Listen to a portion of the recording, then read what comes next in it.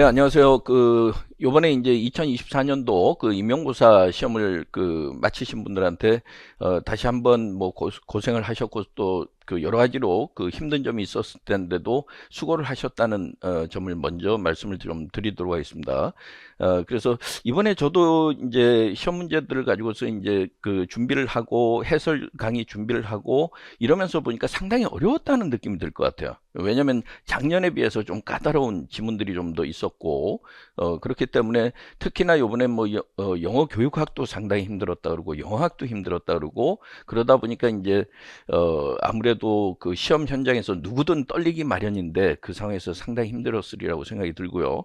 그래서 지금은 여러분들이 어떤 결과가 나오든 그건 아무도 지금 알 수 없기 때문에 1차 시험을 일단은 잘 마무리를 했으니까 이제 어느 정도 좀 쉬고 그 다음에 이제 2차 시험 준비에 전념을 하시는 게 좋겠죠. 그래서 지금은 이제 1차 시험 결과보다는 2차 시험에 준비하는 것에 이제 전념을 하시는 게 좋은데, 지금 이 강의를 찍는 이유는 요번에 이제 시험을 보시고 나서 아무래도 이번 시험에서 내가 정확하게 어떻게 적었는지, 그리고 또 그것이 또 어느 정도 가늠해 볼 수 있는 기준이 뭔지, 점수를 어느 정도 확인할 수 있는지, 그런 게 이제 궁금하신 분들, 이번에 이제 시험을 보신 분들도 그렇고 그 다음에 이제 앞으로 또 시험을 보실 분들한테 조금 어떤 기준이 될 수 있는, 그런 의미에서 제가 이제 특강을 준비를 했고요. 그래서 먼저 이제 영어교육학과의 권영주 선생님이 또 잘 설명을 하셨을 거고, 그 다음에 이제 제가 요번에 일반 영어하고 문학 이렇게 좀 다뤄보도록 하겠습니다. 그래서 일반 영어에서는 이제 총 3개 지문이,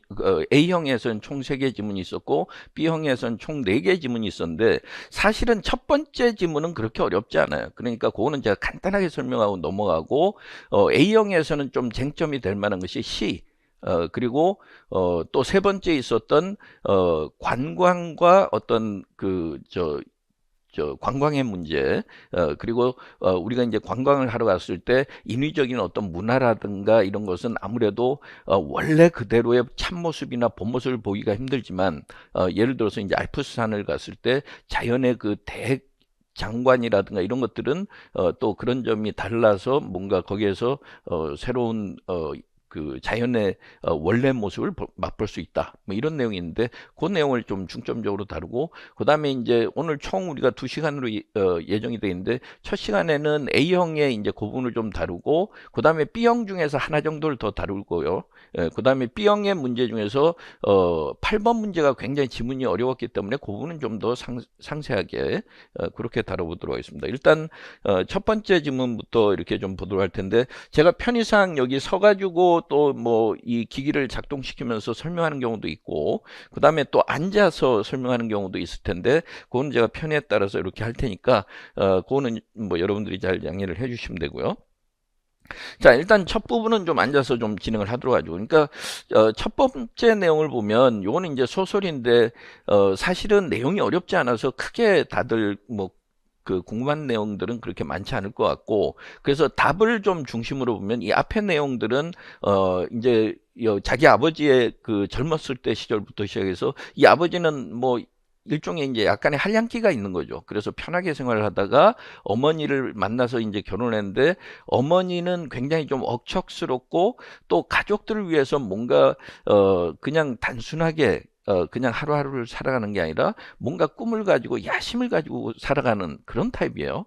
그래서 사실은 이제 그런 점에서 보면 뭐 그 앞에는 제가 생략을 하고 그 맨 뒤에서 이렇게 보면 여기 이제 어떤 내용이 나오냐면, at any rate, she induced father to give up his place as a farmland 이렇게 얘기했어요. 그러니까 이제 아버지는 그냥 농장에서 일하는 일꾼으로 그냥 자기는 하루하루 생활하는데 만족해 있을지 모르지만, 어머니가 설득을 해서 아버지가 자신의 이제 지금까지 일을 포기하도록 만들었다.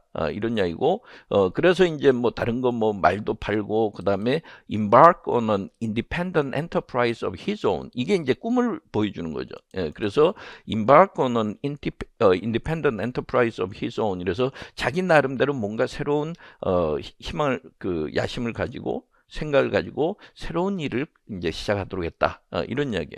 그 다음에 이제 어머니에 대해서 이렇게 특징을 이야기하는데 약간 억척스러운 그런 느낌이 들고, 그 다음에 이제 결국은 문제가 나와 있는 이 마지막 부분이 제일 중요할 텐데, for herself, she wanted nothing.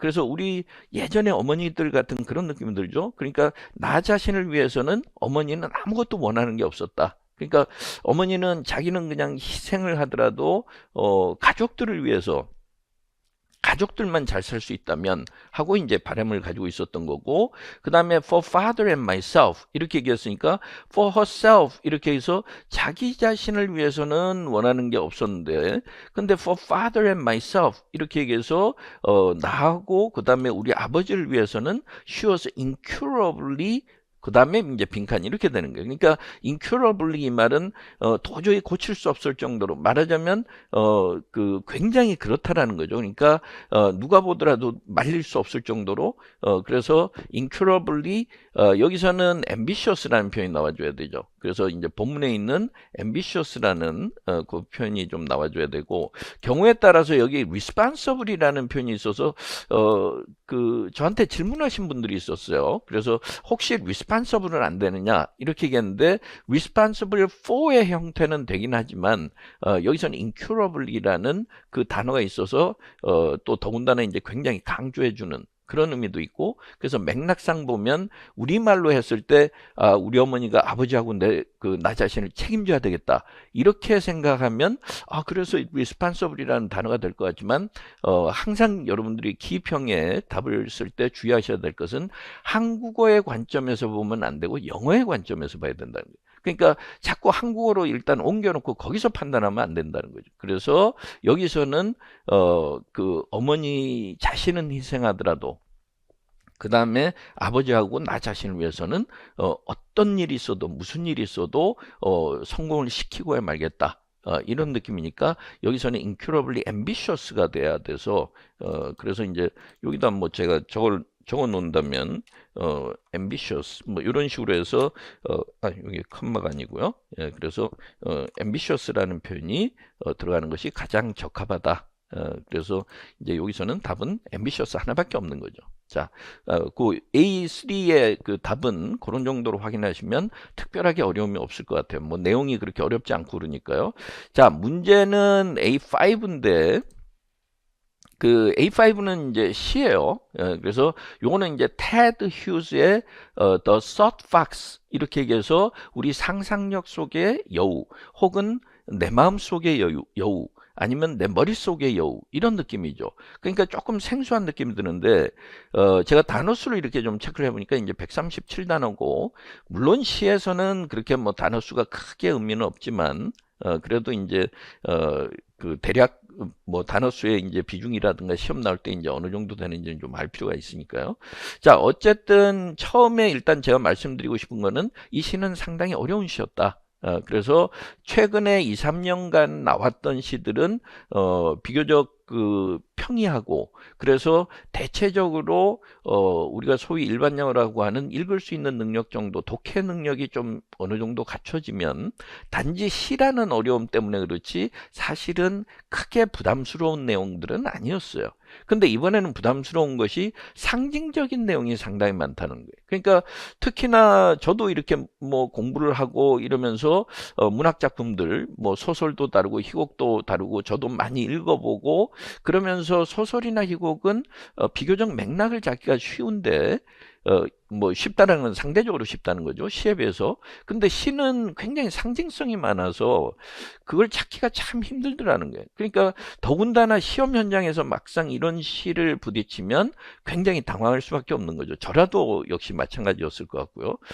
제가 요번에 조금 편안하게 느낄 수 있었다면, 요거는 이제 제가 2019년 3월 달에 제가 다른 강의에서 이 시를 우연히도 한번 다룬 적이 있었어요. 그래서 그 당시에도 좀 까다로운 시다 그러면서 저도 여기저기 인터넷에도 찾아보고 그러면서 이제 분석을 해놓은 내용들을 보고 이러면서 비교적 편하게 느꼈던, 그렇지 않고 혼자서 읽을 때는 상당히 좀 난해한 시고 뭔가 상징이 있는데 그걸 찾기가 좀 쉽지 않다. 이런 느낌이 좀 들었던 거죠. 그래서 그때 조금 나름대로 찾아보고 공부하고 이랬던 경험이 있기 때문에 이번에 이 시를 보는 순간에 상당히 어려웠을 수 있겠다. 이래서 그 당시에 수험 현장에 있었다면 굉장히 저도 뭐 당황했으리라 이렇게 생각을 했어요. 만약에 모르고 시험을 봤다면 이 시에 대해서 전혀 모르고 시험을 봤다면 상당히 당황했을 법한 그런 시입니다. 일단 뭐 우리가 시의 흐름을 좀 먼저 읽어보고 그 다음에 이 시에 대해서 뭐 약간의 배경 설명이 필요하다면 혹은 시인에 대한 배경 설명이 필요하다면 좀 읽어볼 텐데 왜냐면은 제가 지금 이 해설 특강을 하는 방식은 제가 뭐 당장에 그 순간에 시험을 봤던 것은 아니지만 마치 여러분들이 시험을 봤던 상황과 비슷하게 그렇게 저도 개인적으로 느끼는 그 감정이라든가 아니면 제 생각을 좀 이야기하는 것이 여러분들이 공감하기가 좀 더 쉬울 것 같아서 일단은 제가 배경 지식이 없다고 생각하고 그리고 나서 우리가 한번 접해보고 그 다음에 약간의 설명을 하고 이런 식으로 좀 진행을 하도록 할게요. 자, 시를 읽으면서 우리가 시는 굉장히 상징성이 강한 표현들이 많죠. 메타포도 그렇고 여러 가지 다양한 시적 장치가 있는데 그렇다고 하더라도 아무리 난해한 시라고 하더라도 시인은 시를 읽는 독자들한테 뭔가 자기가 하고 싶은 말이 있었고 그걸 나름대로 절제된 그 표현들을 통해서 굉장히 상징적인 의미를 또 거기다 더해가지고 이제 전달을 하는 거고 그 다음에 독자 입장에서는 시를 읽으면서 이 시인이 나한테 도대체 뭘 말하려고 하는지 그걸 이제 찾아내야 되는데 마치 수수께끼를 시인이 이렇게 내주면 그걸 하나하나 이제 풀어나가야 되는 느낌이에요. 그래서 시를 읽으면서 처음에 언뜻 읽으면 도대체 이게 무슨 소린지 무슨 특별한 의미를 담고 있는지 알 수가 없다. 뭔가 심오한 뜻이 있는 것 같은데 나는 잘 모르겠다. 이런 생각이 들고 시험의 현장에서는 특히나 당황하게 마련이죠. 금방 눈에 안 들어오면. 근데 시는 금방 눈에 들어올 수 없죠. 사실은 여러 번 곱씹어서 읽어봐야 그 의미를 어느 정도 이해할 수 있기 때문에 시험 현장에서 당황한 건 너무나 당연한 거고 그렇기 때문에 제가 이제 설명하는 거는 저는 그래도 조금 찾아보기도 했고 이렇기 때문에 그래서 여러분들보다는 조금 나은 그런 이해력을 가진 관점에서 이야기하는 것이기 때문에 그건 상황의 차이를 좀 인정을 할 필요가 있고요. 자, 일단 시도 항상 앞에서부터 읽어나가면서 분위기를 파악을 해야 되죠. 자, 일단 한번 여기서 한번 보시도록 할 텐데, 자, I imagine 이렇게 해서 나는 상상한다 그랬어요. 그러면 이제 항상 I가 누군지, 누구의 관점인지 때에 따라서는 시인 자신일 수도 있지만 다른 사람일 수도 있고 사물이 될 수도 있죠. 의인화해서 사물이 될 수도 있고, 그래서 I imagine 나는 상상한다 그랬고, 그 다음에 this midnight moments for it 이렇게 얘기했어요. 그러니까 this midnight moments for it 이렇게 얘기하면 지금 자기가 지금 있는 시간은 midnight이니까 자정인데 자정은 밤 12시, 밤 12시는 우리가 뭐 오늘날의 생활은 거의 24시간 밤늦게까지 생활하는 사람들이 많을 정도로 많이 변화했지만 예전에는 뭐 지금도 그렇지만 자정이라 그러면 잠을 자야 될 시간인데 자정을 넘어서 지금 자정의 바로 이 순간 이 말은 깨어있다라는 거는 뭔가 특별한 의미가 있는 거죠. 때에 따라서는 잠을 못 이뤄서 그럴 수도 있고 아니면 자기가 뭔가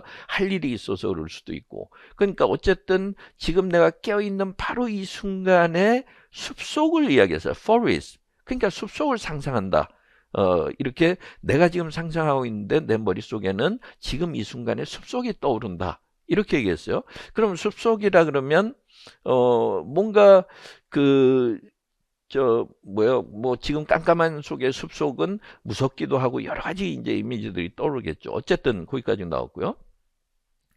그 다음에 something else is alive 이렇게 얘기했어요. something else라 그러니까 일단 나하고는 반대라고 하기보다는 이질적인 다른 존재가 있는 거죠. 그래서 something else is alive라 그랬어요. 살아있다는 말이에요. 무엇인가 누군가가 뭐 someone else보다는 something else 이렇게 얘기했고 something else is alive 이렇게 얘기해서 누군가가 살아있다 무엇인가 살아있다 그런데 beside the clock's loneliness 근데 이제 살아있는데 alive beside 이렇게 되는 거죠. 그래서 beside는 뭐뭐 옆에라는 의미도 있고 뭐뭐가 조금 떨어져서 이런 뉘앙스도 있겠죠. 그러니까 the clock's loneliness 이렇게 얘기했고 여기에서 이제 우리가 the clock's loneliness 그 다음에 또 하나는 and this blank page where my fingers move 이렇게 얘기했어요. 그러니까 beside하고 something else하고 이렇게 연결을 시켜주는데 beside가 그러니까 beside는 내 옆에 바로 있다는 것보다는 사실은 something else is alive beside 이렇게 얘기해서 아까 forest를 떠올린다 그랬죠. 그러니까 지금 이 자정의 이 순간에 그 숲속을 떠올리는데 아마 숲속에 있는 무엇인가가 살아있을 가능성이 있죠. something else is alive. 그런데 beside라는 게 그냥 거리상으로 바로 옆에보다는 시간적인 의미에서 자기와 함께 자기와 떨어져서 이렇게 누군가가 존재한다라는 그런 느낌이 든단 말이에요. 그 다음에 the clock's loneliness 이렇게 얘기했는데 시계는 이제 시계를 쓴 이야기는 this midnight moment라 그랬으니까 지금 자정이라고 알 수 있는 건 확인할 수 있는 건 시계죠. 근데 시계에 외로움이라는 표현을 썼어요. 그러니까 시계가 지금 외롭다는 건데 그 말은 결국은 시인의 마음이 외로울 수 있는 거죠. 그러니까 결국은 자기 마음이 외로운 것을 투영하고 있는 것인데 그래서 시계라는 사물을 이용해서 자기가 느끼는 자신의 감정 이 감정을 투영하는 것이니까 시계는 원래 loneliness를 느낄 수 없지만 시계가 느낀다는 건 시인은 이 시계를 의노한 거죠. personification이란 말이에요. 그래서 물론 동물들도 그럴 수 있지만 여기서는 the clock's loneliness 이 말은 자기 자신과 하나의 일치된 그런 개념으로 본다면 clock은 의인화의 대상으로 볼 수 있는 거죠. 그러니까 이 문제에서는 이제 의인화의 대상이 되는 한 단어를 찾으라으니까 일단 후보 단어가 하나는 떠올랐는데 이것에 대해서만 우리가 생각할 게 아니라 또 다른 가능성이 있는 것인지 또 생각을 해봐야 된단 말이에요. 그러니까 일단 읽어 나가도록 해야 되죠. 그래서 the clock's loneliness 그 다음에 and this blank page 이렇게 얘기해서 종이가 있는데 아무것도 쓰여지지 않은 백지예요. 근데 그 종이 위에 내 손가락이 막 움직인다 이 말은 이 아이라는 사람은 결국은 뭐 여기 my fingers 이렇게 얘기했으니까 자기의 손가락이 움직인다 그랬고 그 다음에 the clock's loneliness 이렇게 해서 자기가 지금 외롭다는 거는 우리가 이제 밤 12시에 우리가 뭐 여러 가지 할 일도 있겠지만 그냥 하지 않고 이렇게 혼자서 있으면 밖에는 조용하고 그러면 이제 고독한 느낌이죠. 뭐 loneliness는 외로움보다는 고독한 느낌. 그러니까 고독하게 있으면서 자기가 손가락이 막 움직인다는 건 이 사람이 뭔가를 쓰는데 자기가 사랑하는 연인한테 편지를 쓸 수도 있고 다양한 여러 가지를 쓰지만 어쨌든 간에 지금 뭐 그것이 직업적인 시인이나 소설가일 수도 있고 창작의 고통을 느끼는 그런 감정일 수도 있단 말이에요. 근데 어쨌든 지금 자기는 뭔가를 쓰려고 하는 거예요. 그런데 지금 이런 그 깜깜한 그리고 고독한 가운데 무엇인가가 숲속에 살아있는 느낌이 있다. 일단 여기까지는 우리가 느낄 수 있다는 거죠. 그러니까 여기까지는 그렇게 어렵지 않고 어느 정도 우리가 아이디어를 잡을 수 있고요. 자, 그 다음에 through the window. 그러면 이제 자기 방 안에 있으면서 혼자 있는데 창밖을 이렇게 내다볼 거 아니에요. 그럼 창밖을 내다보면 칠흑같이 어두운 밤이겠죠. 근데 그때 보통 하늘을 이렇게 보면 별들이 이제 총총 떠 있고 그러면 별들이 떠 있다라는 건 뭐예요? 뭔가 나한테 가야 될 방향을 제시해 준다든가 희망이라든가 별들은 우리한테 부정적인 이미지보다는 긍정적 이미지가 강하죠. 그럼 내가 이렇게 하늘 딱 쳐다보고 있는데 별들이 보인단 말이에요. 근데 별들이 보이면 그러면은 뭔가 내 마음도 울적한 것도 사라지고 이럴 텐데 그 별이 안 보인다는 거죠. 그리고 별이라는 거는 시인들이 시를 쓸 때는 여러 가지 영감을 주는 굉장히 중요한 모티프가 되는 거예요. 근데 그 별이 안 보인다라는 것에서 조금 기분이 울적하고 암울하고 희망이 없고 이런 뭔가 부정적인 뉘앙스가 좀 느껴져요. 그러니까 창밖을 보더라도 별이 안 보인다. 그 다음에 something more near 이렇게 얘기했어요. 그러니까 아까 something else라고 했던 게 something else라고 했던 거는 자기가 깨어있는 상태에서 또 다른 존재니까 그냥 something이라고 하지 않고 something else라 그랬는데 이 경우에는 something이 나왔어요. 그러니까 아까 그 something else하고 같은 존재일 가능성이 높죠. 그러니까 그런데 아까는 숲속이라 그랬으니까 내가 집이 있으면은 뭐 그 저 오두막집이 하나 있어도 저 숲속은 좀 멀리 떨어져 있을 텐데 그 안에서 누군가가 살아있다 이렇게 생각을 했어요. 그런데 something more near 이렇게 얘기해서 조금 더 가까이 다가와 있다. 우리가 more near보다는 nearer 이게 이제 워낙 그 발음이 짧을 때는 우리가 nearer가 더 적합하지만 시에서는 여러 가지 방식을 쓰니까 something more near 아까보다는 좀 더 가까워 있고 though 하지만 deeper within darkness 이렇게 얘기했어요. 그러니까 within darkness 이렇게 얘기해서 darkness는 아까 the midnight moments forest 이렇게 얘기해서 그 지금 이제 칠흑같이 어두우니까 결국은 다크니스는 이 포리스트를 다시 한번 이야기를 하는 거죠. 근데 포리스트라고 또 표현을 쓰기보다는 칠흑같이 어두운 그 밤, 칠흑같이 어두운 그 밤의 숲속에서 그래서 조금 더 다가온다라는 거는 누구에게 다가온다는 거예요? 결국은 기준점이 있어야 되는데 지금 이야기하는 화자는 아이니까 시인이라고 본다면 시인 자신에게 좀 더 다가온다는 거고 그 다음에 깜깜한 그 숲속에서 더욱 깊어져 있다. 깊어져 있다라는 게 어떤 의미의 깊이인지는 알 수가 없지만 어쨌든 뭔가 좀 더 응축되고 깊이가 있고 그 다음에 좀 더 강렬하고 그런 느낌을 우리가 가질 수 있다는 거예요. 그러니까 시는 우리가 다른 문학 작품들도 그렇지만 시는 단어 하나하나의 선택이 굉장히 중요하죠. 그러니까 시인이 그냥 선택하지는 않는다는 거예요. 그래서 시를 읽을 때는 우리가 처음에 한번 읽을 때는 대략적으로 무슨 의미인가 이렇게 한번 읽어보고 그 다음에 표현의 하나하나의 의미라든가 어감 이런 것을 직접 소리내서도 읽어보고 그리고 나서도 조금 덜 명료하면 다시 상징적인 의미를 찾아보고 이러면서 사실은 여러 차례 읽어야 되는데 시험 현장에서는 단 3, 4분 안에 그걸 판단하려니까 그게 잘 안 되는 거죠. 그래서 아무래도 시험의 문제에서 요구하는 그 부분에 좀 초점을 맞출 수밖에 없는데 자 어쨌든 뭐 이렇게 좀 읽어 나가고 있는데 밑에를 좀 한번 보면서 우리가 초점을 좀 더 맞춰봐야 되겠다 이렇게 생각할 수 있어요. 그래서 여기 보면은 카멘터리에 들어갈 수 있는 빈칸을 일단 채우라는 거고 그 다음에 이제 밑줄 친 부분에 의미를 이제 서술을 하라는 건데 특히나 메타포리컬 미닝이라 그래서 그냥 단순하게 표면적인 것이 아니라 은유적으로 도대체 숨은 의미가 뭔지를 설명하라. 이렇게 이제 이야기하는 거죠. 그러면 이제 뭐 시험 문제를 이렇게 읽어보면서 방향을 어떻게 잡아야 되겠다는 거는 이제 생각할 수 있어요. 자, 일단 카멘터리를 한번 보시면 When things or concepts are presented in a poem as if they had human attributes 이렇게 얘기해서 우리가 이제 시에서 뭔가를 묘사하는데 사물일 수도 있고 개념일 수도 있는데 그걸 마치 human attributes라는 표현 그래서 인간의 속성을 가지고 있는 그런 것처럼 표현할 때 그럴 때는 그걸 우리가 의인화라고 한다. This is called personification. 이렇게 얘기했어요. 그러면 according to the definition이라는 게 앞에 이 definition이죠. 그러니까 의인화라는 게 우리가 막연하게 뭐든지 그냥 사람처럼 이러면 의인화 이렇게 얘기한 게 아니라 여기서 카멘터리에서는 약간 구체적인 조건을 제시했어요.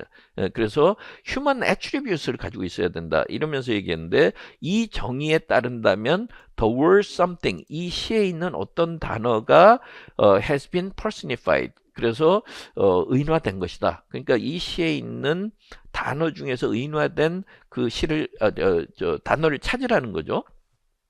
그래서 human attributes라는 표현이 들어갔기 때문에 구태여 이렇게까지 카멘터리에서 상세하게 조건을 설명해 줬다는 것은 human attributes가 있어야 된다는 걸 우리가 알 수 있고요. 자, 그러면은 이제 그런 배경을 좀 우리가 알고 밑에 또 밑줄 그은 부분은 나중에 보면 되죠. 그러니까 일단 이제 두 번째는 우리가 마무리하지 않았기 때문에 다시 돌아볼게요. 다시 돌아와서 something is entering the loneliness죠. 그러니까 something is entering the loneliness 이렇게 되는데 something에 대해서 more deeper, more near though deeper within darkness. 이거는 이제 구체적으로 something을 다시 수식해 주는 거고, 쉽게 보려면은 항상 우리가 시도 어법에 따라야 되는 거, 물론 파격도 있지만 파격은 대부분이 충실하고 어느 하나가 파격일 때 의미가 있지, 무조건 뭐 어법에 어긋나게 쓴다고 해서 그걸 파격이라고 주장할 수 있는 건 아니죠. 예, 그러니까 전체적으로는 일단 대부분의 산문과 마찬가지로 어법과 논리는 맞는데 거기에다 약간 시인의 감성과 상상력을 동원해서 파격을 도입하는 거죠. 예, 그래서 something is entering the loneliness, 이러니까 something이라는 건 아까 something else가 뭔가 살아있는 게 있다 그랬는데 이것이 the loneliness로 들어온다 이 말은 the loneliness는 the clock's loneliness를 이야기하는 거죠. 예, 그래서 왜냐하면 더라는 정관사는 앞에 있는 것을 이제 끌고 오는 것이니까. 그러니까 entering the loneliness 이 말은 이 시계가 지금 외롭다 그랬어요. 고독하다 그랬어요. 그 시계가 고독하게 지금 느끼고 있는데 그 마음 속으로 들어온다는 거겠죠. 근데 something이 아직 뭔지는 몰라요. 그죠? 그래서 something이 뭔지는 모르지만 뭔가가 내 마음속으로 들어오는데 something은 살아있는 거고 숲속에 어디 깜깜한 데 있다가 점점 나한테 다가오고 있다는 걸 알 수 있어요. 여기까지는 우리가 도통 뭐 주제가 뭔지 그걸 찾기가 좀 힘들다라는 거죠. 일단 표면적으로는 이해할 수 있어요. 자, 그 다음에 cold, 춥다. 춥다라는 거는 긍정적인 것보다는 좀 부정적이겠죠. 차갑고 춥고 cold 이렇게 얘기했고, 그 다음에 delicately as the dark snow 이렇게 얘기했어요. 그죠? 그러니까 delicately 이 말은 그만큼 섬세하고 미묘하게 서서히 천천히 우리가 알아차리지 못할 정도로 이런 느낌인데, the dark snow라 그랬으니까 일종의 뭐 악시모론 같은 우리가 모순어법인데 snow는 하얗단 말이에요. 근데 다크는 어둡고 깜깜하고 검은색이고 이런 느낌이란 말이에요. 그러니까 더 다크 스노우라는 표현에서 시를 읽는 독자 입장에서는 뭔가 선명한 대조를 보여주는 그런 느낌이고, 그 다음에 이제 겨울이라는 느낌이 드는데, 겨울에 한겨울에 눈이 내리고 났는데 그 눈이 아까 별들도 하나 떠 있는 것이 없을 정도로 깜깜하다 그랬으니까 다크가 되겠죠. 예, 그래서 delicately as the dark snow 이렇게 해서 그 깜깜하게 한치 앞을 볼 수 없는 그 눈밭의 눈처럼 아주 조심스럽게 delicately 이런 이야기죠. 예, 그러니까 delicately 이랬고, 그 다음에 cold 차가운 상태에서 이런 이야기고, 그 다음에 a fox's nose 이렇게 얘기했어요. fox라는 표현이 처음 나왔어요. 그러니까 fox라는 게 여우인데 우리는 여우라는 동물에 대해서 이미지가 좀 부정적이죠. 교활하고 약삭 빠르고 이런 식의 느낌이지만 문화마다 동물에 대한 이미지는 다를 수 있고, 그렇기 때문에 우리가 시를 읽으면서 비교적 내가 지금까지 살아온 상식을 바탕으로 판단하되 편견이나 선입견이 있으면 안 되는 거예요. 그러니까 시의 특징에서만 이 fox를 우리가 봐야 돼요. 그 다음에 a fox's nose 이렇게 얘기하니까 여우의 코 이렇게 얘기했는데, 코라는 거는 냄새를 맡고 민감하고 굉장히 이제 그런 느낌이죠. 여우 전체 몸통이 아니라 여우의 코. 그러니까 시는 하나하나의 표현이 다 상징이 들어있기 때문에 그래서 그 상징을 이해 못하면 굉장히 답답하고 힘들고 시 읽는 게 재미가 없어지는 거고, 그 상징을 알아내게 되면 굉장히 흥미로운 거고 자꾸 누군가한테 이야기하고 싶고 그걸 외우고 싶고 이렇게 되는 거죠. 예, 그러니까 이 시는 굉장히 그런 상징성이 많은데 fox's nose 이렇게 해서 코가 이렇게 가는데 touches twig, leaf 이렇게 얘기하는, 깜깜하니까 이제 그 여우는 눈에는 안 보이고 그러면 이제 코에 의지해서 그 이제 자기가 나아갈까 길을 가는데 가다 보면은 트위그는 잔가지죠. 가지에 슬쩍 스치기도 하고 또 이파리에 스치기도 하고 이러면서 가는 거예요.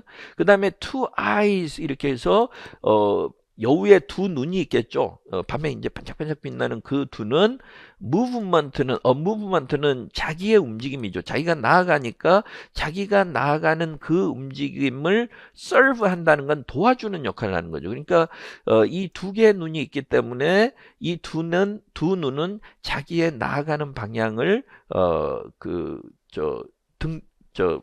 도와주는 역할을 하고, 그래서 등대 삼아 가고, that 그러면서 지금, 그리고 또 now and now and now 이러면서 계속 강조하는 거죠. 그러니까 지금 현재 한 걸음 한 걸음 한 걸음 나간다는 그 느낌을 여기서 보여주는 거예요. 그러니까 여기까지 읽어보면 한밤중에 여우가 깜깜한 어둠 속에서 지금 자기의 온 몸의 모든 감각을 동원해서 서서히 조심스럽게 나아가는 그런 느낌이 든다라는 거예요. 자, 그 다음에 sets neat prints into the snow. 이래서 아까 이제 눈밭이라 그랬는데 눈이 이렇게 내려 있는데 거기다 여우의 발자국이 선명한 발자국을 남기는 거죠. 남기는 건 당연히 여우죠. 자, 근데 그 발자국이 between trees, 나무와 나무 사이에 그 발자국을 남긴단 말이에요. 그러니까 그 숲속에서 나무와 나무 사이를 교묘하게 이렇게 부딪히지 않으면서 나아가고 and warily, 조심스럽게. wary는 우리가 carefully라고 생각하셔도 돼요. cautiously, carefully. wearily 이러면은 걱정스럽게 뭐 이런 이야기지만 피곤하고 걱정스럽고 이런 거지만 조심스럽게 a lame shadow 이렇게 얘기해서 a lame shadow.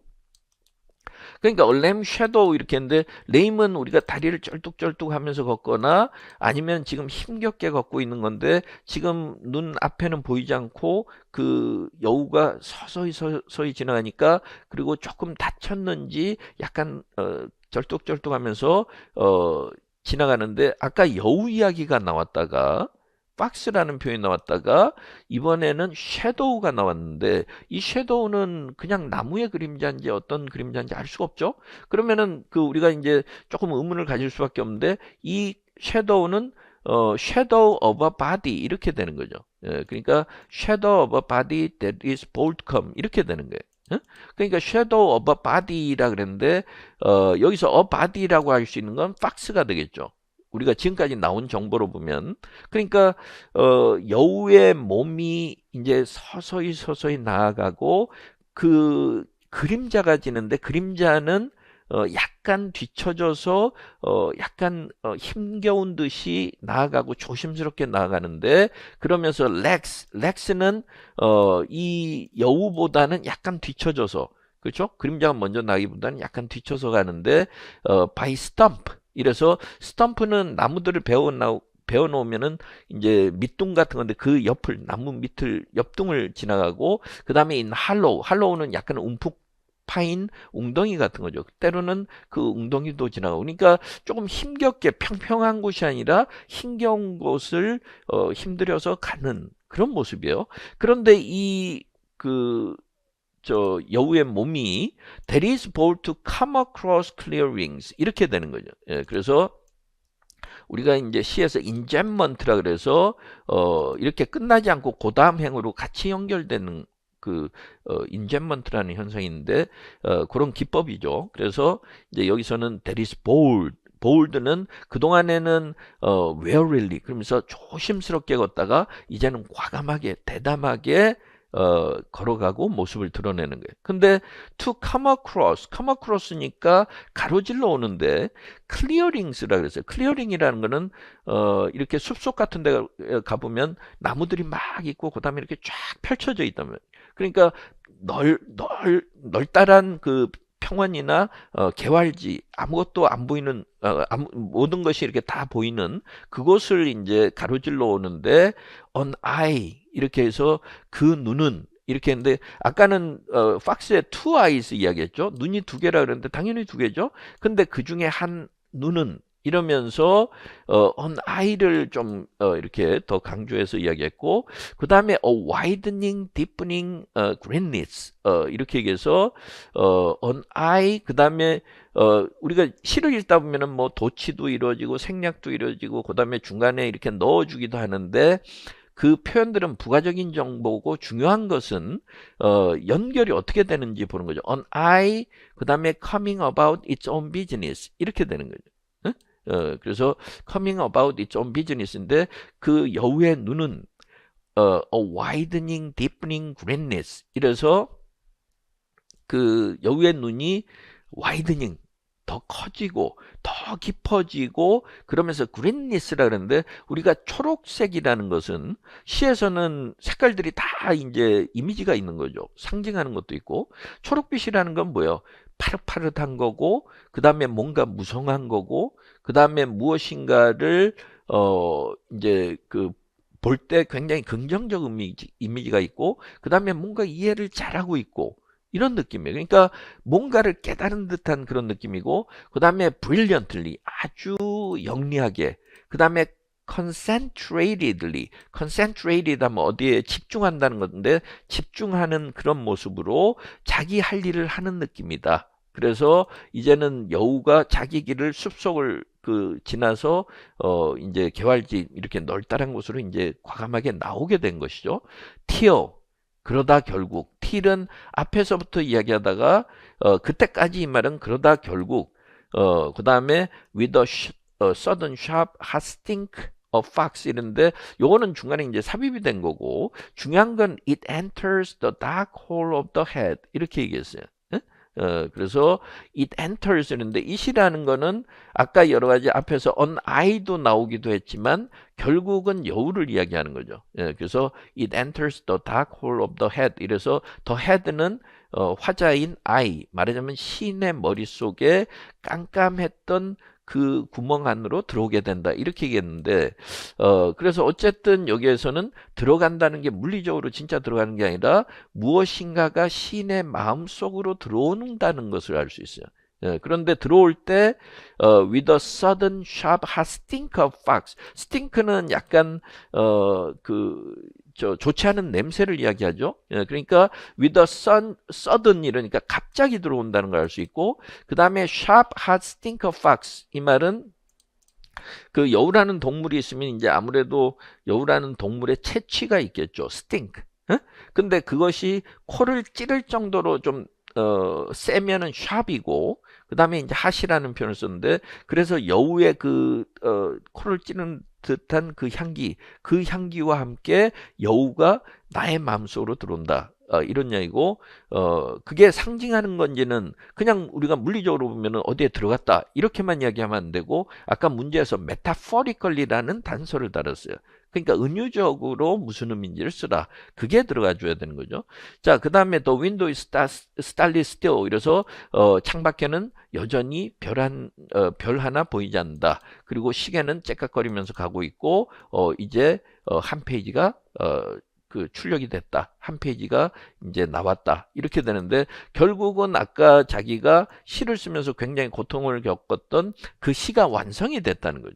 그래서 우리가 이제 조금 더 나아가서 생각하면 이 팍스라는 것 팍스는 결국은 시적 상상력이나 시적 영감 그래서 poetic inspiration 아니면 poetic imagination 이렇게 얘기할 수도 있고 아니면 창조적인 상상력 creative imagination 아니면은 창조적인 영감 creative inspiration 이런 표현이라는 걸 추측을 해볼 수 있어요. 근데 시간이 막 짧은 시험에서 시간이 짧은 상태에서는 그게 생각이 잘 안 난다는 거죠.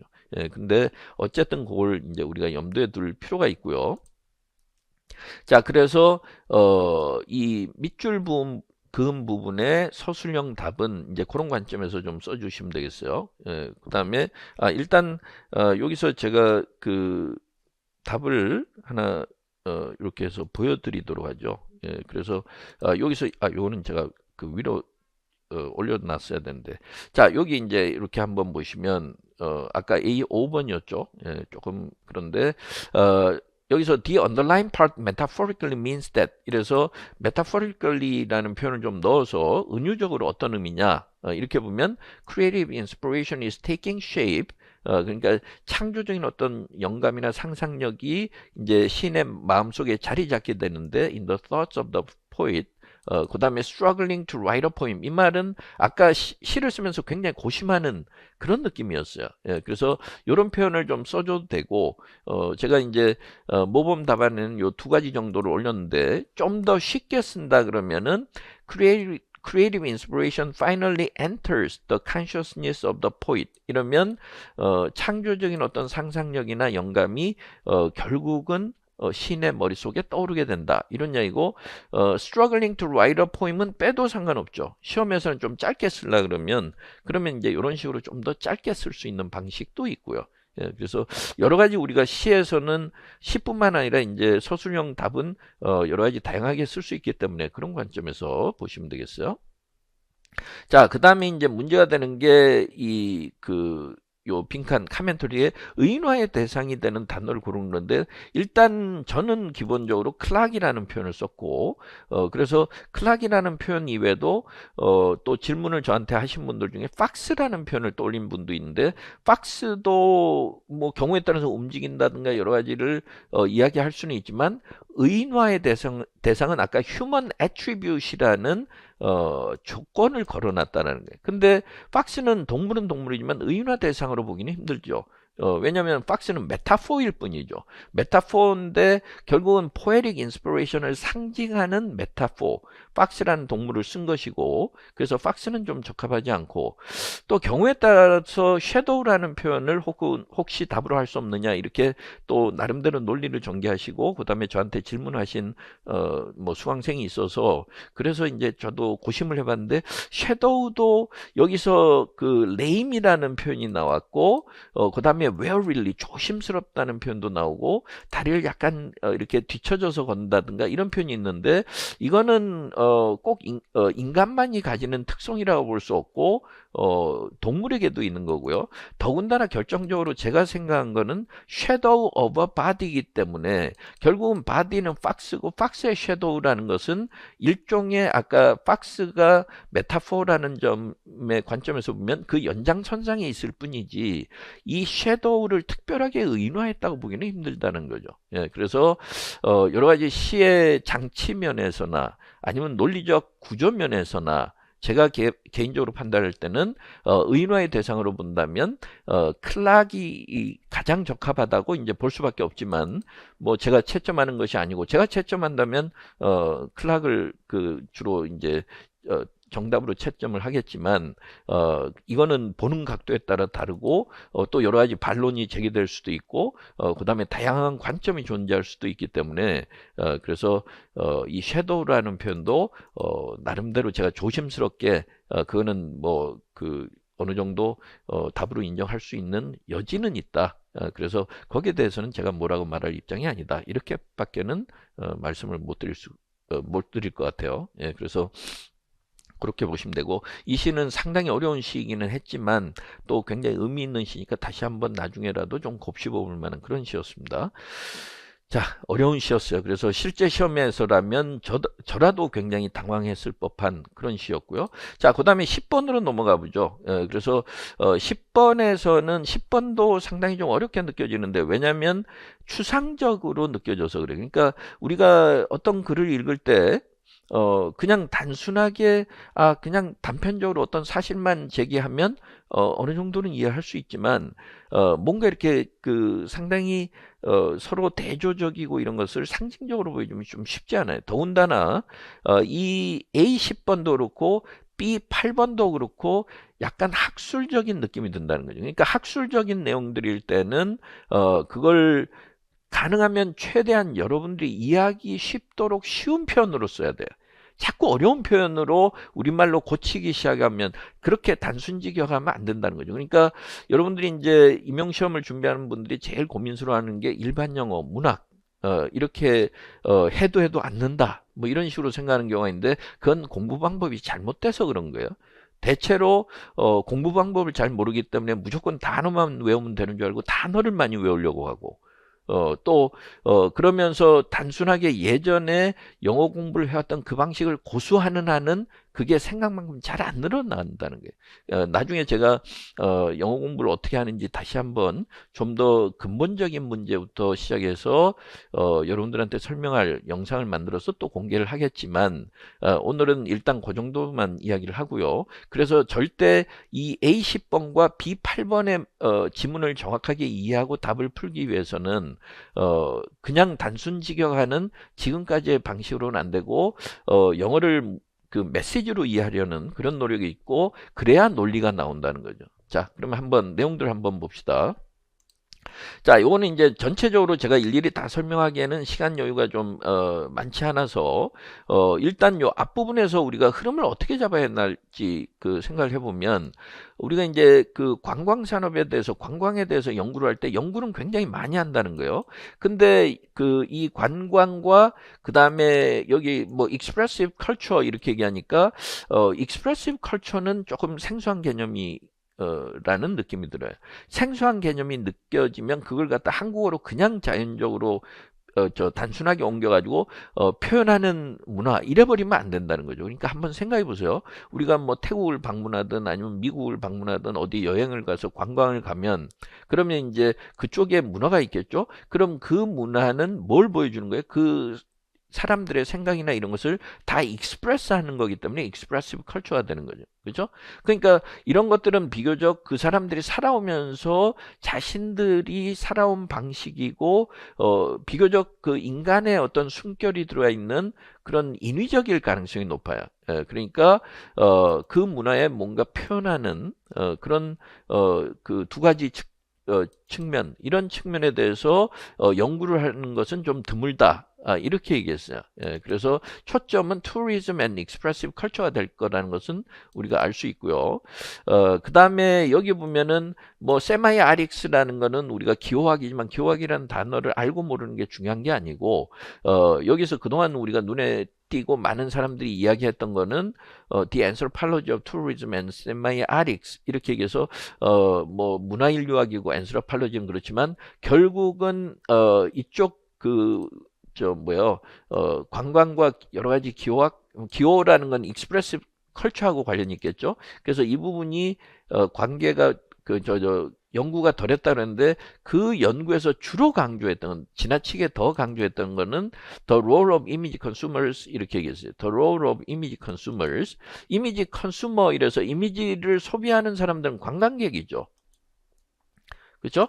그 관광객들의 역할을 너무 강조했다.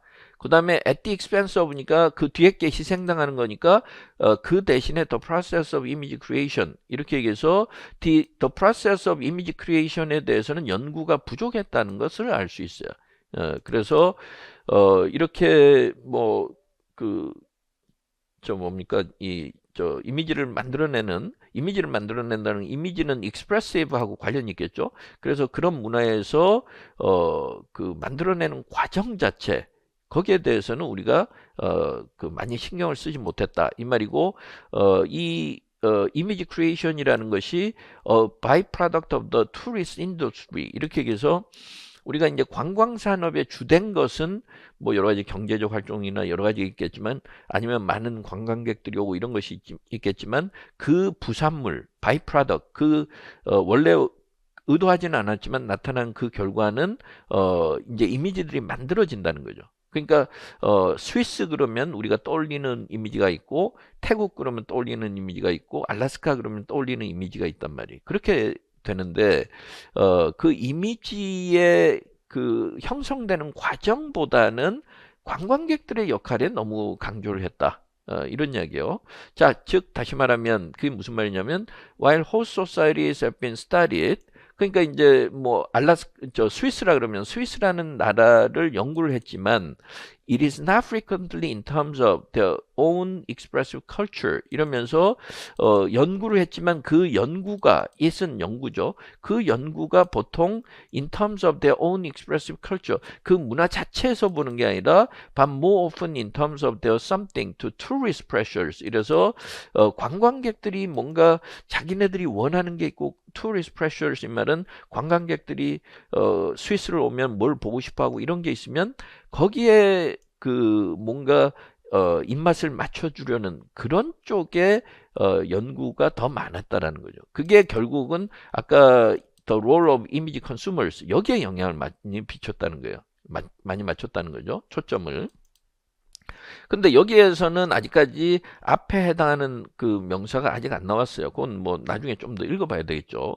자, 그 다음에 이제 여기 보면 in her work with tourist art 이렇게 얘기해서 이제 그 관광객들을 대상으로 해서 무슨 예술 작품이라든가 이런 걸 만들면 그 이제 예술 작품이 있을 텐데 그걸 연구하면서 연구자가 이렇게 판단해 보니까 the longer an artisan was in the business of producing tourist art 그러니까 이제 관광 상품을 만드는 이제 공예가나 뭐 우리가 명인, 장인이라고 할 수 있는 사람이 있겠죠. 아티스트하고는 다르죠. 아티스트는 순수하게 예술하는 사람이고 아티즈는 그걸 업으로서 자기가 잘 만드는 사람이니까 이런 사람들이 투어리스트 아트이라는 거는 예술이나 뭐 이런 곳에 뭐 투어리스트 아트이 따로 있는 건 아니지만 아까 그 관광객들의 입맛에 맞춰서 만드는 그런 투어리스트 아트가 말하자면 관광 공예품이라든가 이런 쪽을 많이 만들면 만들수록 the more he developed an aesthetic 이렇게 얘기해서 어떤 미학적인 감각이나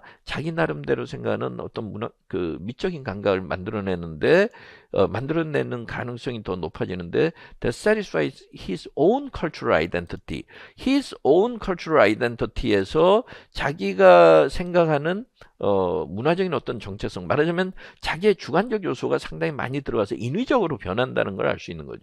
예, 그러니까 그런 이야기고 그 다음에 이제 in the complex interplay of 이러면서 여기서 이제 그 우리가 관광 산업이라는 건 시장과 또 오디언스라는 건 관광객이겠죠. 예, 그래서 관광객과 그 다음에 관광 상품을 만드는 아까 아티즌 퍼포머스 이렇게 이들이 굉장히 복잡하게 서로 상호작용을 하면서 거기에서 이제 결과들이 나오는 거죠. 그러니까 관광객들이 이러이러한 거 좋아한다. 그러면 우리 문화에서는 그게 그렇게 많이 쓰이진 않았지만 더 많이 만들어야 팔린다든가 이렇게 되는 거예요.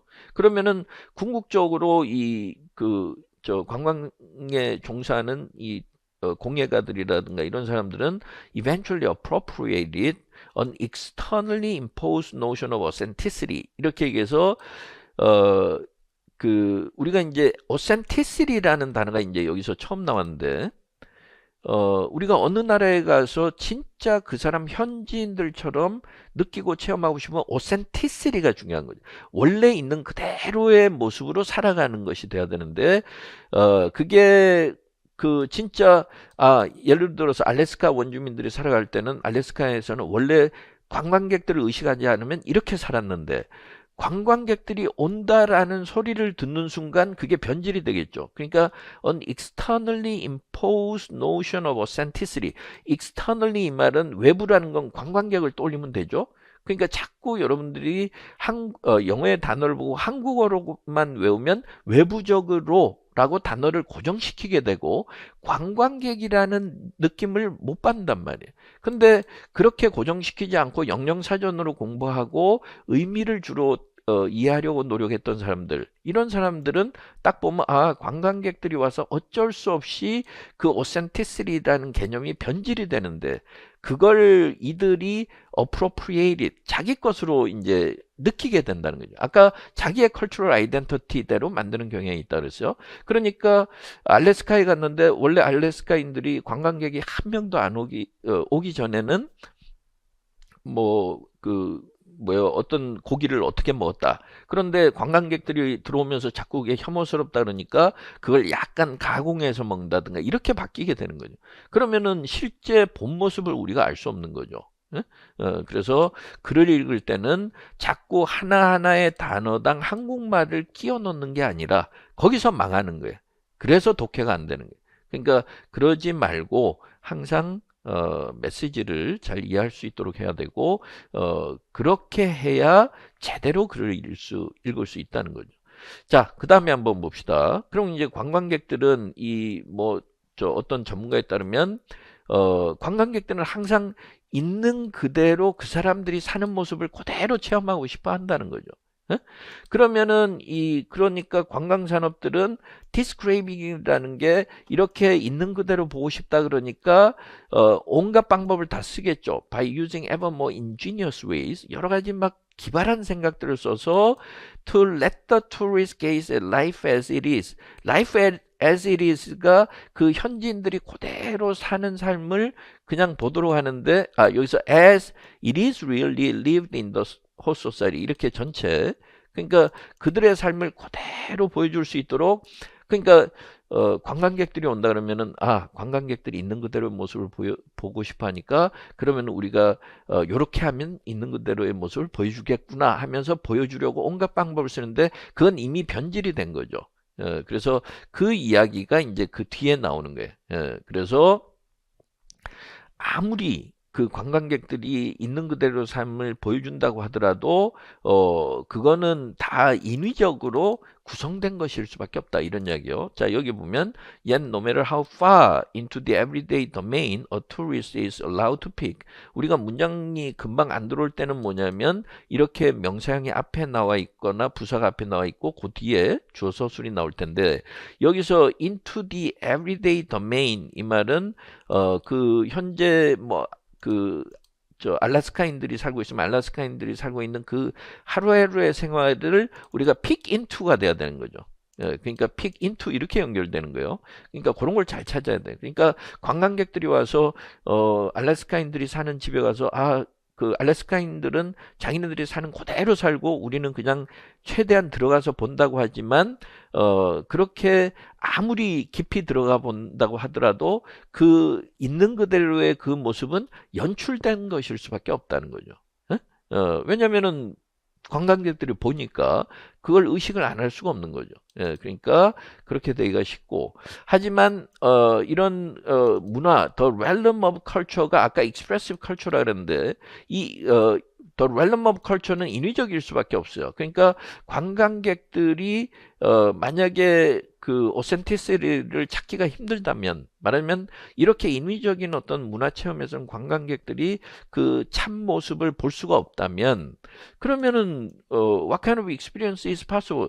도대체 어떤 경험이 가능하겠느냐 이렇게 얘기했는데 그 말은 실제로 현지의 그 어떤 진짜의 모습을 경험할 수 없다라는 수상의문문이죠. 그러니까 그런 이야기고 그 다음에 이제 in Interlaken 이렇게 얘기해서 인터라켄이라는 스위스의 어떤 마을을 가보면 여기서 보면 It is the grandiose physical environment of the Alps 이렇게 해서 알프스에 굉장히 장엄한 자연 경관이 있다는 거예요. 그런데 문화와는 달리 문화라는 건 아까 expressive culture죠. 그렇게 자신들의 그 삶을 표현하는 그런 문화와는 달리 이 장엄한 자연의 경관은 cannot be staged 이렇게 얘기해서 연극으로 연출하듯이 연출할 수는 없다는 거죠. 그리고 대부분의 관광객들은 prefer not to think about ASB 뭐 이렇게 얘기하는 거예요. think about 여기서는 이런 점을 생각하고 싶지 않다 그러면서 the numerous human intrusions 그러면서 이제 알프스의 뭐 높은 데까지 가려면 일반인이 가려 그러면 뭐 케이블카까지는 아니지만 계단도 놔야 되고 막 여러 가지 되죠. 그거는 인간들의 손길이 닿은 거고 그 다음에 인위적인 조작을 한 거죠. 근데 거기 알프스에 가서 그걸 떠올리기 싫은 거죠. 그냥 자기네 있는 그대로 보고 싶은 거예요. 왜냐하면 it is only with the aid of some of these 이렇게 얘기해서 some of these는 아까 인간의 인위적인 도움이죠. 계단이나 이런 것 그런 것이 있어야만 they can get close enough to experience the grandeur 그 자연경관의 아름다움을 그때서야 갈 수 있기 때문에 사실은 그걸 생각하고 싶지 않다라는 거죠. 그러니까 관광객들 자신들도 인위적인 도움이 있어야 그 높은 데 가가지고 거대한 자연의 모습을 있는 그대로 느낄 수 있지만 그걸 그 인위적인 것들은 피하고 싶어 한다. 이런 이야기고 그 다음에 the natural beauty is too large to spoil the impression of an authentic experience 이렇게 얘기해서 워낙 자연 경관이 장대하고 화려하기 때문에 the impression of an authentic experience 이 말은 관광객들이 가서 진짜 내가 그 진정한 자연의 경관을 있는 그대로 봤구나 하는 그 마음을 이렇게 훼손하지 못한다는 거예요. 그러니까 당연히 그렇게 자연 경관이 그 아름답고 크기 때문에 누구나 다 진짜 자기가 진정으로 그 자연의 모습을 느꼈다 이렇게 생각한다는 거죠. 그렇기 때문에 there would probably no tourists in Interlaken. 만약에 if 다음에 이런 일이 생기면은 인터라켄에 관광객들이 오지 않을 거다. 이러면서 인터라켄 다음에 뭐예요? If it were not for 이렇게 해서 but for without의 의미죠. 만약 이런 게 없다면 이런 얘기고 the village's unique geographic location between lakes and peaks 이 말은 오지 공간에 있어서 인위적으로 찾아오기가 힘들다는 느낌이 있다는 거죠. 예, 그래서 그 호수하고 봉우리들 사이에 굉장히 오지라는 그런 느낌이 없으면 여기에 오지 않을 거다 이 말은 오지라는 느낌이 있기 때문에 온다는 거고 그래서 연출된 흔적이 없기 때문에 오는 거죠. 예, 그래서 그런 이야기였어요. 예, 그래서 앞뒤 관계를 통해서 그걸 좀 정확하게 이해해야 되고 조금 어려운 학술적인 느낌이 들었기 때문에 제가 좀 상세하게 설명을 했고요. 자, 일단 빈칸에 들어가야 될 것은 여기서는 이제 in their response 이렇게 돼야 되는 거죠. 예, 그래서 아까 their response라는 표현이 그래서 여기서는 response라는 표현이 좀 들어가 줘야 되고요. response가 들어가 주는 게 적합한 표현이고 그 다음에 이제 문장의 또 하나의 서술형 문제는 then explain why the Alps can be attractive to tourists who wanna experience authenticity. 알프스가 authenticity, 있는 그대로의 모습을 즐기고 싶은 관광객들한테 매력적으로 다가오는 이유는 아무리 스위스의 그 현지를 방문해서 그들의 삶을 이렇게 관찰을 하더라도 그거는 이미 영향을 받으니까 안 되고 자연의 이 경관은 그런 연출된 느낌하고 다르기 때문이라는 거죠. 예, 그래서 여기서 보시면 the Alps may look attractive to tourists who wish to have genuine tourist experiences. 그래서 매력적인 이유가 they give them opportunities to experience authenticity in the landscape. 이래서 그 자연경관에서는 실제 있는 그대로의 모습을 느낄 수가 있다. 근데 아까 문화적인 체험은 연출된 느낌이 있어서 안 된다. 이렇게 되는 거죠. 그래서 이렇게 쓰는 것이 좀 더 정확한데 만약에 너무 길다고 치면 그냥 이유만 쓰면 되니까 that's because the Alps give tourists opportunities to experience authenticity in the landscape. 여기까지만 써줘도 돼요. while 이거는 그냥 보조적인 내용이니까 빼버려도 상관없긴 하죠. 그러니까 제일 짧게 쓸 수 있는 것은 authenticity를 있는 그대로 느낄 수 있기 때문이다. 그 내용을 전달하는 게 가장 기본적인 방법이라는 거예요. 예. 자, 그렇게 저 생각하시면 되고요. 자, 좀 이야기를 하다 보니까 조금 길어져서 일단 잠깐 쉬었다 하도록 하겠습니다. 지금 A형 세 문제를 다뤘고요. 그 다음에 조금 한 5분 정도 쉬었다가 그 다음에 B형의 문제를 또 1시 20분까지 전체적으로 좀 다뤄보도록 하겠습니다. 예, 잠깐 쉬도록 하겠습니다. 감사합니다.